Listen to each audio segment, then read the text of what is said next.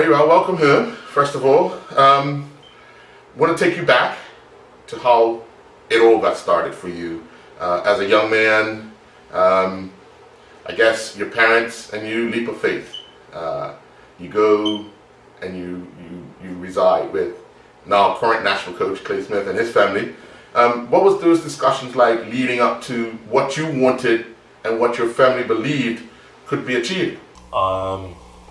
Well, it was sort of an approach. I approached my father and said to him, I want to go over to England and pursue some sort of career in professional sport, because I was still playing football at the time. Right.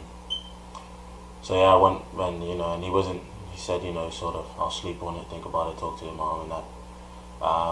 And then, it sort of grew on him a bit. I think because of the little bit of success I had back here. And then in the end they said yeah, and obviously knowing Clay helped a bit with the sort of the opportunity that he provided. So yeah, I was very thankful for that. And, yeah. When did you decide it was going to be cricket? Because you said that you were still playing two sports, but when did you decide it was going to be cricket? Well, I was playing football. I played football for the season. Obviously, I got out during the summer, so I played in the winter football.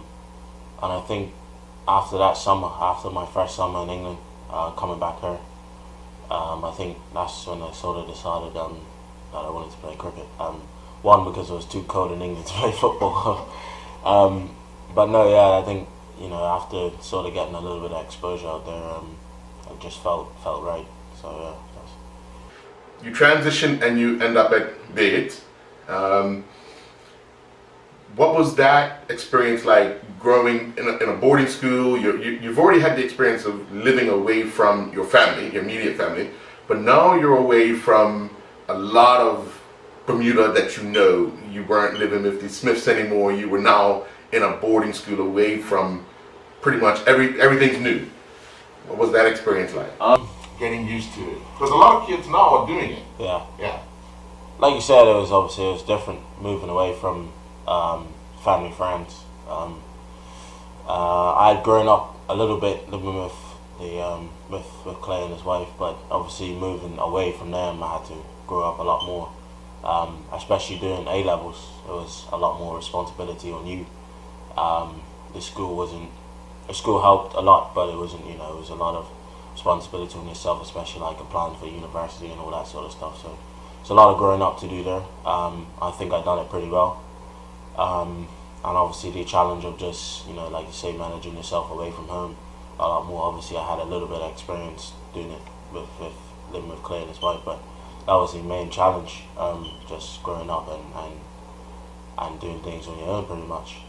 How did you find becoming a leader at the school? Because a lot of the kids that have come through the system, not only from Bermuda but other places, have looked up to you as a leader of the school. Well, I was lucky enough to be in, they always say cliche sort of thing, being in one of the best boarding houses. And my housemaster was a he took to me very well, I should say. So I was lucky enough to have a good relationship with him. And managed to become a house prefect. That helped with the leadership skills. And then on the cricket side, I was lucky enough to be the vice captain in my first year. Not many people knew that, but so that gave me a bit of responsibility as well to sort of help the boys. And it was quite new to me because I didn't know many of them. So it was something that helped me to be able to read people a lot quicker and try to get to know people a lot quicker, which was something that really helped me developing as a person as well. So that was really helpful. Now you're playing cricket in England under different conditions. You come back home, you're still growing. You're playing with PHC. You're trying to make cut match. All that. What was the difference in approaches to games? Because the wickets are different, conditions are different, players are different. How do you manage that as a youngster, trying to you're still learning the game, you're still learning yourself, you're still learning your trade. How did you work that out? Because it was obviously a challenge. Yeah, well, a lot of the development across the pond in England is all about adapting to conditions. So that's probably the one thing I'd say that's the main thing really. Obviously going to different countries, you gotta learn to adapt quicker. And obviously being used to playing over there for, I don't know, a couple months, a year, and then coming back here was, I had to try and adapt quicker. Obviously I knew the conditions here because I lived there obviously previously, but it was always, I had to adapt and give myself a little bit of time. Obviously the conditions with the heat and different things. So yeah, that's probably the main thing, just adapting to conditions really. Before you have that conversation with your dad about going to England, and what was your biggest ambition as a cricketer?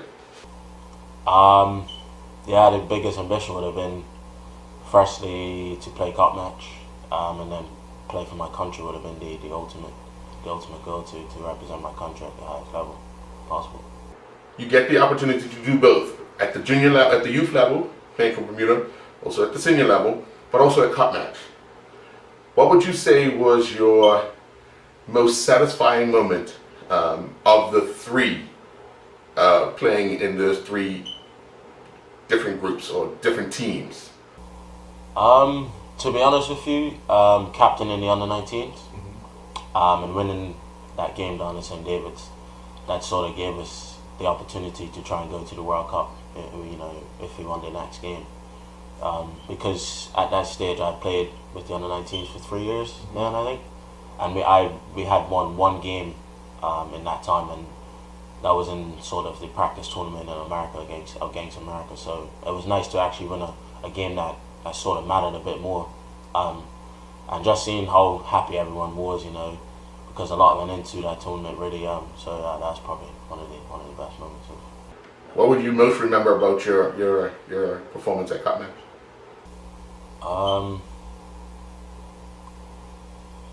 Probably just the feeling of getting across the line, obviously getting 50. Yeah, that was a massive accomplishment. My father leading up to it, because I spent pretty much the whole week with him, he just kept saying that, I think you'll get runs if you get the opportunity to bat.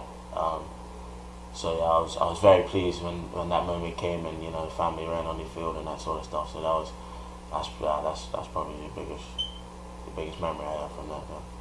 Okay, so you move on from Bermuda, and you're now in the UK. You're playing cricket. You're playing on a regular basis. You're playing with county teams. What is that adjustment like? Because you're playing at a different level, and guys that are still hungry to play and look to progress. So what is that new challenge like?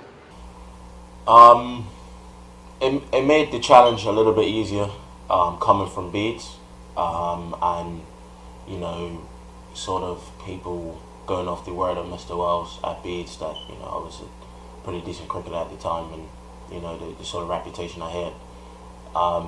So the players took to me. Obviously I was playing with pros, so they took to me a little bit more, and sort of helped me to progress in certain things. But it wasn't as hard to get into it and transition into that sort of lifestyle, so to say, or that challenge. But no, it was a good challenge. Tough at first, but then as you play on, you just learn to cope with it and get a little bit better in those circumstances. So, good. As an all-rounder, but more so as a left-arm bowler, it must be challenging sometimes when you look at your figures at the end of a game and say, I bowled better than what the figures are. What is some of the coaches telling you for you to stay mentally into it? Because a lot of guys, they'll look at the figures, say they bowl 9 overs, give up 45 runs, but 20 of those runs came in the last 2 overs when you're bowling at the death. And what are some of the coaches telling you when those type of things happen? Players get themselves down. Yeah. I find myself in those sort of positions, because I do bowl at the deaths for most teams I play for, or some teams I play for. So I don't know. It's just giving yourself feet. You've landed the ball in good areas.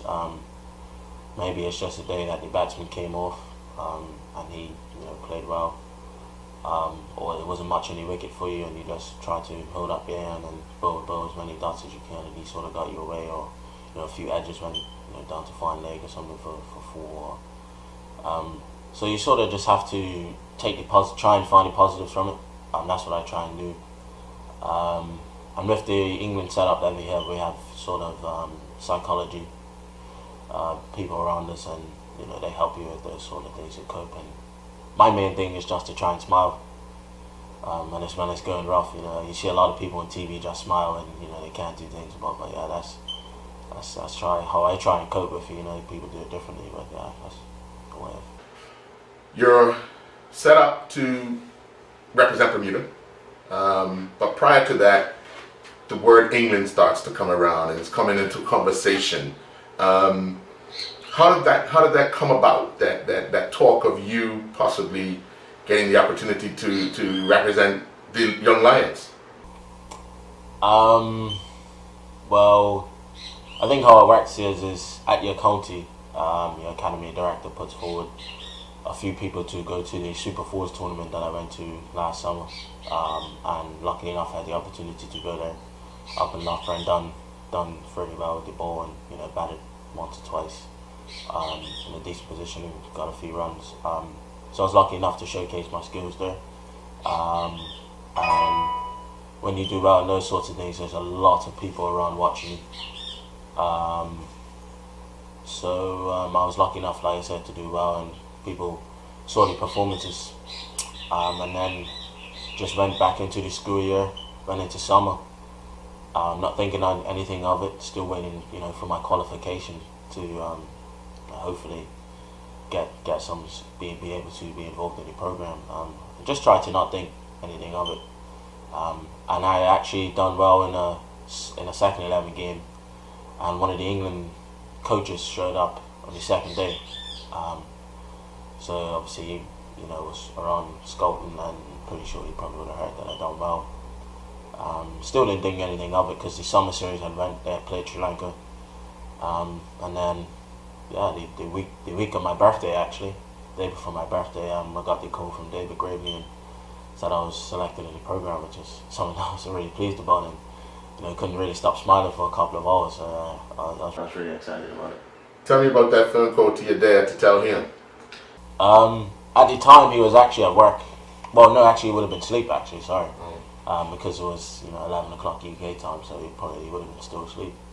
And then I thought I'd leave him alone for the day, and actually told him in the evening. He actually managed to get a hold of him in the evening, and obviously I couldn't tell his emotions over the phone, but I'm pretty sure he would have been smiling from ear to ear as well. I'm very proud of it, and my mom as well. So that's something, always trying to make the family proud. That's something that I was really happy about. How has that been, the support of the family, leading up to this point, up to the point where you get a call to say you're included in an England setup? Second none. As a young kid, they pay for your kit, and they take you everywhere they travel. All across the island, not very far for us, but travel across the island, then paying for plane tickets to come back and forth, and providing money across the pond for me to get kit as well and travel to training sessions. So second to none.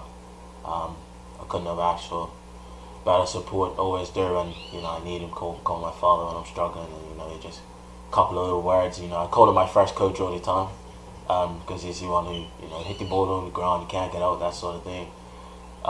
So yeah, it's second to none, really, second to none.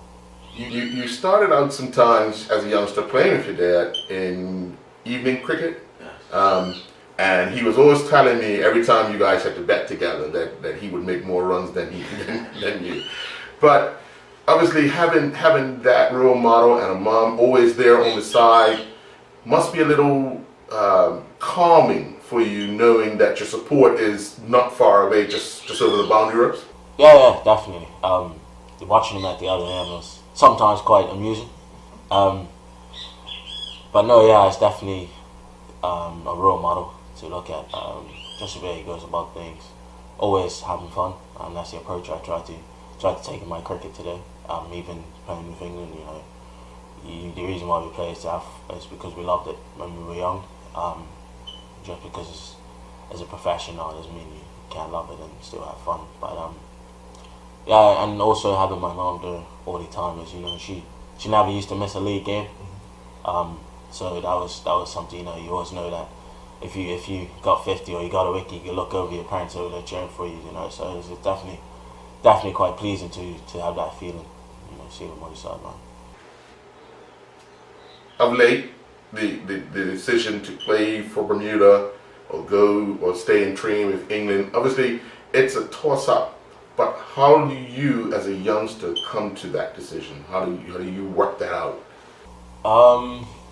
Well, obviously, originally when I moved over, the goal was to try and be a professional cricketer and play for England. Obviously, that was a long way off at the time. And then playing for Bermuda in between was something I was really pleased about and chuffed, and obviously that's what I wanted to do as well as a youngster.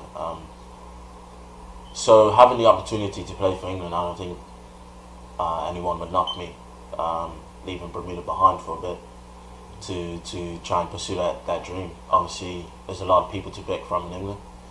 If it comes off, then, you know, that's another bonus, and I get to play for England for a few years, hopefully a few more than a few years. But if not, you know, I can still play for Bermuda in the coming years, and still hopefully have a successful career with Sussex.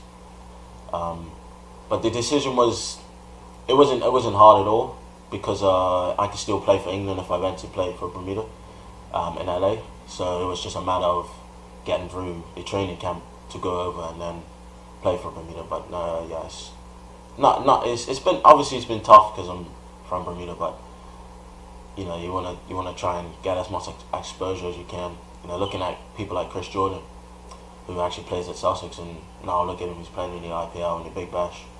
A lot of that's come through him playing for England in the World Cup, and he's from Barbados. So, you know, that sort of exposure just, you know, makes you other opportunities. When you finish the Division 4, you head back into training, and then comes the tour to Dubai. How much of that are you gearing yourself up, because you have that next? Obviously, you're there, but you're also playing for the next spot, which is the India tour. As a young man, how does that weigh on your emotions or your psyche? Because although you have the psychologists and everybody there, when you have downtime, does your mind tend to drift like, what do I need to do? Do you start putting pressure on yourself? Yeah, like you said, obviously came back from Division 4 and went straight back into training. And there was a lot of fitness. You know, just felt like I wanted to get myself in better nick than I was. So yeah, I trained very hard on the fitness front to allow myself to perform for 3 weeks in Dubai. And then we get to Dubai, you know, start training, play our first match, and not everyone was on sync as we wanted to. And then, like you said, we have a bit of downtime, a couple of rest days, and because it's, you know, a little bit to do in Dubai, you just sort of forget about it. Didn't really think too much of cricket on rest days or time off, because it's going pretty much. You know, can't really do much about it. Just try and come back stronger in the next couple of days. So yeah, we sort of just went to the beach, jet skiing, water parks, that sort of thing. Just that's what they encourage you to do. Take your mind off things. Just go and enjoy the sights in the country. Because, you know, not every day you get the opportunity to fly to Dubai for 3 weeks. So, you know, try and do as many things as you can.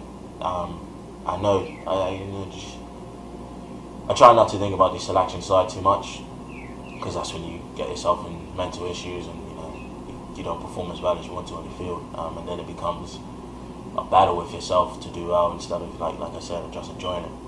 So yeah, I just try to get out with the boys and have fun in the country.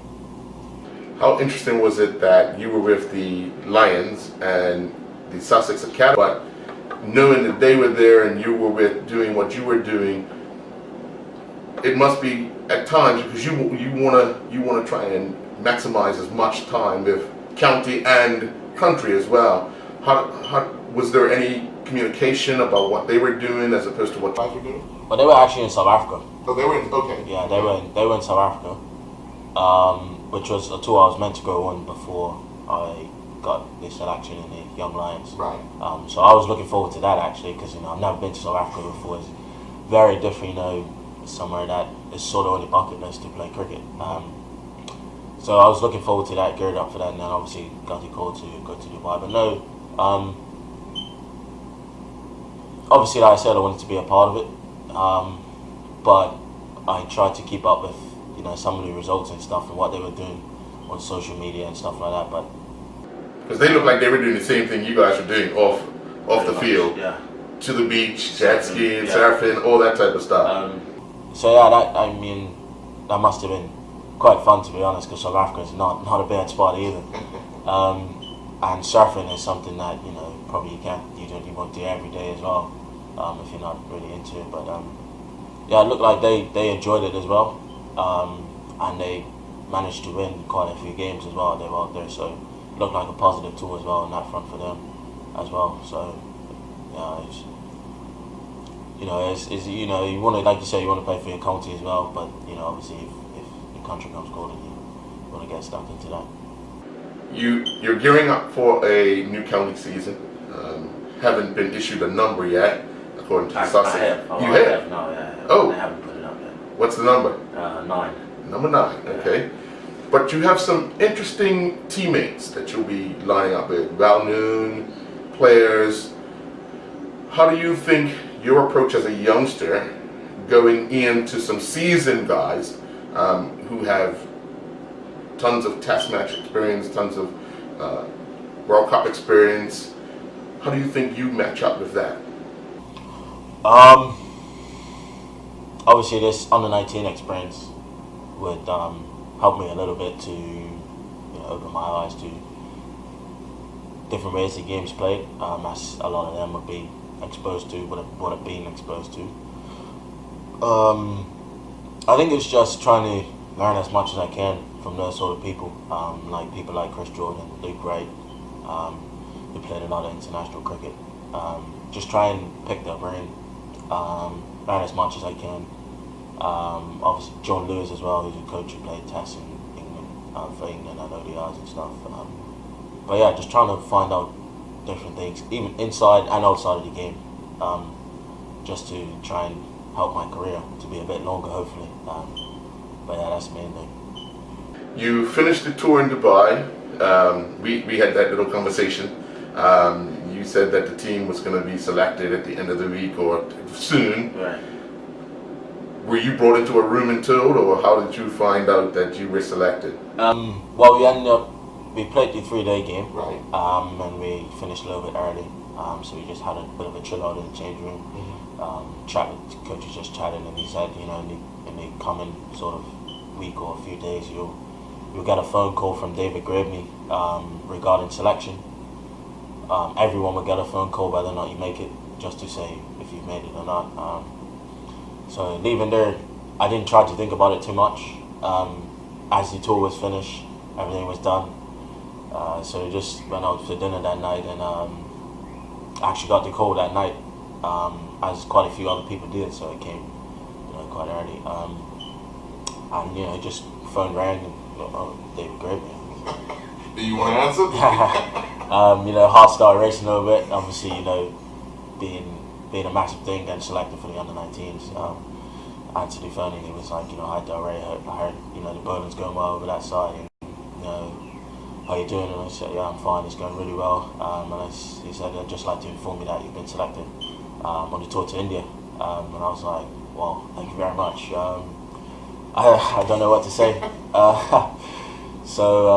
And he said, well, just have a good Christmas. And I said, yeah, you too. And just hung up and went to dinner from there. And, happy night. Yeah, had probably the best meal I had on the tour. So yeah, that was quite a pleasing phone call to get. And especially, I told my parents straight away. Right. As have a little bit of a family group chat. So sister and everything found out at the same time. And, it's just a lot of excited emojis and a lot of yip messages, and so yeah, I was very pleased. You're home for a little bit, then family taking a vacation, and then it's back to work. Yeah.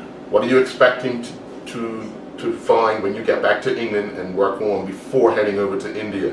Conditions are going to be totally different from what you arrive in England to, and then what you arrive in India to. Funny you say back to work. It just feels weird. He was saying that my profession's a professional cricketer. But no, we have a lot of things that sort of we can simulate to try and prepare for India. At Sussex we have these soft mats that spin a lot more. So obviously have a lot of a build on that for quite a long time, and have a ban on it as well for quite a long time. And you can actually get we call it overtraining. You can get a lot of good practice out of it. So the conditions are probably a bit more extreme than what they'll be in India. But obviously it's good to overtrain. Athletes overtrain all the time. But that's probably the main thing that we'll do. And then a lot of fitness work, as it's going to be tough out there. A lot of gym.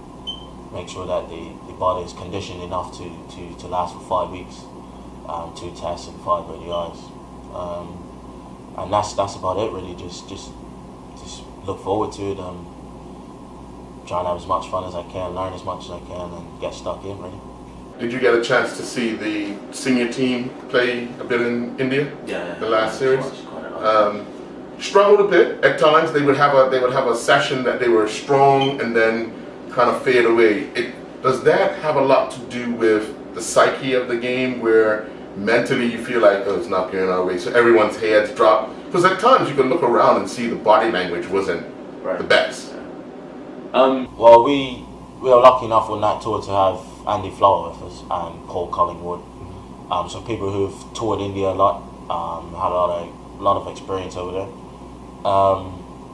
But in saying that, the Indians know the conditions really well, and they know how to perform in the conditions extremely well, as you saw. In the last test, we got 400 in the first innings, and they got 700 odd, and everyone was thinking, well, what are they doing there? Why don't they just declare? And then managed to bowl us out in a day. So that just goes to show you that they really know the conditions well.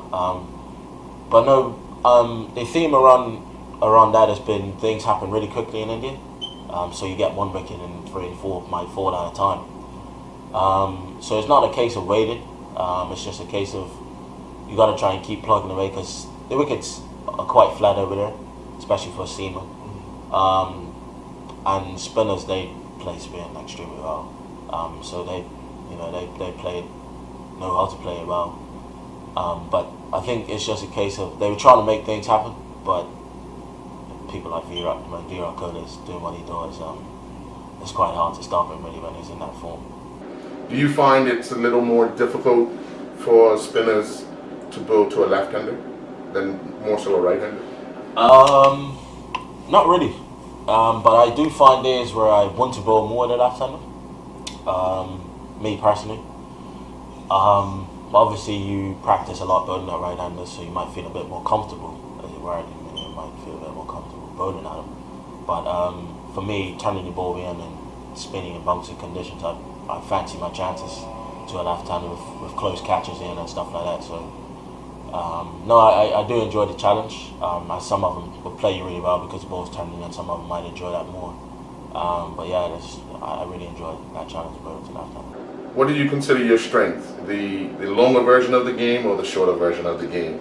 For your bowling purposes. Then I'll ask you about your batting. But for your bowling purposes, what do you consider your strength? The longer version? I've actually enjoyed the longer version a bit more. Playing a lot more of it in the summer. Obviously in Sussex we play 3-day cricket. So playing that, I've actually started to learn how to play the longer format. Because everyone knows how to play cricket, but learning actually how to play the longer format is something that I've really enjoyed. So I would say at the moment I'm really enjoying bowling in the longer format game. So for the longer format, in the bowling part, you have to sort of figure out, set your batsman up to try and work it out, to work him out, as opposed to in the shorter version, you got to be on the money all the time, and the batsman kind of, it's either you get me or I get you, sort of thing. Yeah. So your batting style, you like the shorter or the longer? That's a tough one actually, but I think I'll probably go for the longer format again.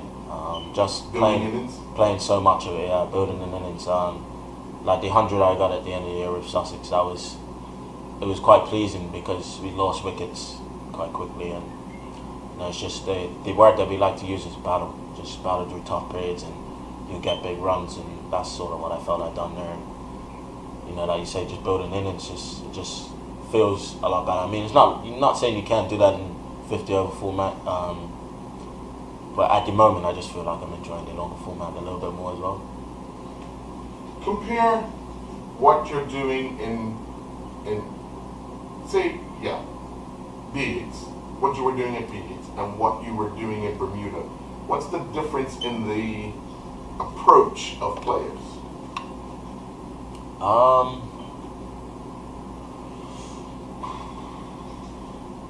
I wouldn't say the approach. That's a tough one. I think it's just over there. It's more opportunity. It's more to look forward to, sort of thing. You know, like your age group cricket. You know that you'll get scouts come sometime. And then won't come to every game, but you know, there's more to look forward, more to play for. So I think that is maybe a reason why people look to take it a bit more serious and go a bit further with it. Because obviously back here, a lot of the time it's just, you know, playing on Sunday, and it's just, you know, a bit of fun really, or maybe to keep fit, or, you know, I don't know, just it's not a lot of exposure. Obviously we go away with the national team, but not everyone goes. And it's quite, you know, it's the same crop really every time. But not even when we go away, sometimes it's not a lot of exposure, not a lot of people watching. But you do get some people watching, like, you know, look at Kamal now, he's going to the Najiko 50 over tournament. So that's something, you know, when I found out, I was so happy for him. But yeah, it's not as much exposure here. I think that's probably the main thing over there, is that, you know, there's a lot of how many different counties are on. You can't just say, oh, because I live in Sussex, that someone from Yorkshire might not call me or something, or I might, you know. But that's probably it. It's just a bit more exposure, so people look forward to playing a bit more.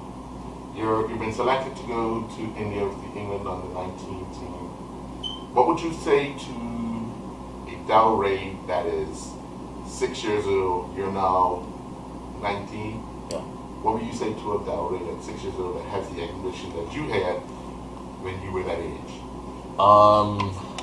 Firstly, I say keep enjoying it. Don't sort of think about the long-term goal as yet. Try and keep playing. Just play as much as you can.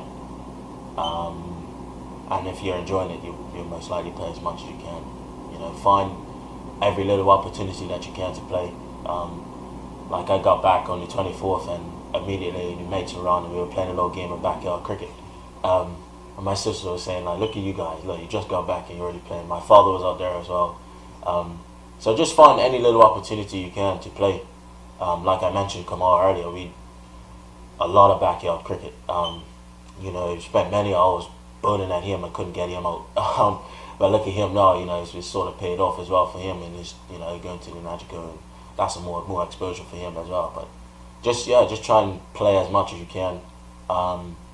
Play and enjoy it. And then as you grow, you'll realize, you know, what you're good at, and, you know, the skills that you have. And then it's not easy, but try and get over to places like England. But obviously it's not easy to move over there, or not move, but try and get over there. But try and get a little bit of exposure outside of the country. Yeah. Well, from me to you, congratulations. Thank you. All the best. Happy New Year. Same to you. And we look forward to continued success with England, or with whatever comes about. And good luck this season with Sussex. Thank you. Because that's going to be a stepping stone as well.